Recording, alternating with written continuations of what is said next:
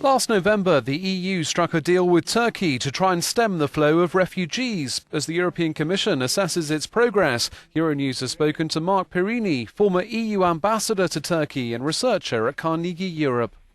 Is it a realistic agreement? Will it work? It was a kind of horse trading by the EU and Turkey which had no chances of working, or which at least would have immense difficulties, and that's where we are now. The difficulties are part and parcel of the conception, as it's about trading promises on visas and on accession talks against help for refugees, which are things that have no link between each other.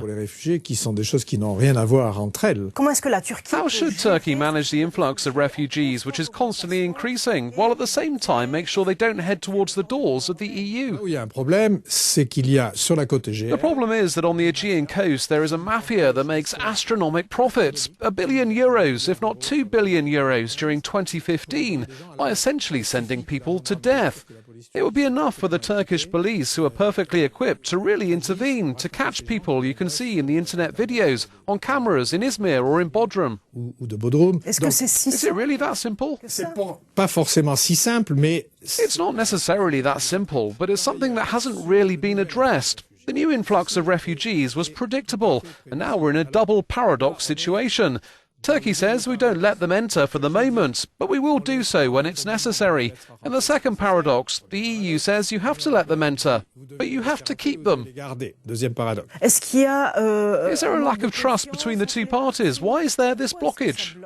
The problem, as you say, is the lack of trust. The only English-speaking newspaper in Turkey has spoken of the perversity of the European Union.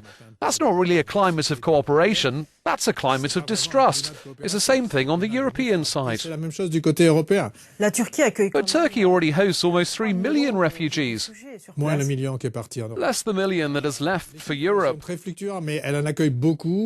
figures keep changing, but Turkey hosts many refugees. The country has been very generous. The 15% of those refugees who are in camps are very well treated. The others have to try and eke out a living on their own savings. But Europe will have to talk with Turkey on the police aspect of the problem. It's just not acceptable that Turkish and European taxpayers spend billions on helping those poor refugees, a good thing in itself, but while well-known human traffickers are cashing in billions as well.